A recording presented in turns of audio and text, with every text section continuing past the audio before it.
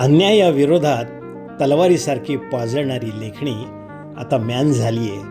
भ्रष्टाचाराविरोधात कधी तळपायची, आता ती पण शांत झाली आहे. कोणतेही प्रश्न नाहीत, कोणतेच मुद्दे नाहीत. युद्धावर केवळ रील्स बनवणारे सरकारी वर्तमान आहे. ज्यांना सत्तास्थानांची भीती नव्हती ते आता प्रायोजकांना घाबरतात. सत्य दाखवणारा आरसा आता दर्शकांचा केवळ TRP मोजतो.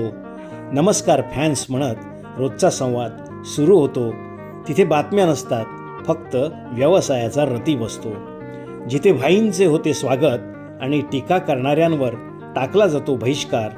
लोकतंत्रावर काहीच चर्चा नाही, फक्त भेटवस्तूंचा असतो आविष्कार. किंकाळ्या आणि आरोळ्यांचे आता मीम्स बनवले जातात.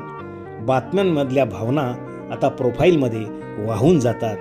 शब्दांनाही आता वाटतं आमचं काम संपलं आहे. पण कवी जेव्हा ब्रँड बनतात तेव्हा मात्र प्रत्येक शब्द चटपटीत होतो. चला तर मग साजरा करूया इन्फ्लुएन्सर फेस्टिवल, जिथे व्यक्तिरेखेपेक्षा आशय मोठा असतो आणि सत्यापेक्षा पोस्टर वाटते खरे, आणि सत्यापेक्षा पोस्टर वाटते खरे. कवी मनीष वाघ, कविता वाचन मोरेश्वर बागडे.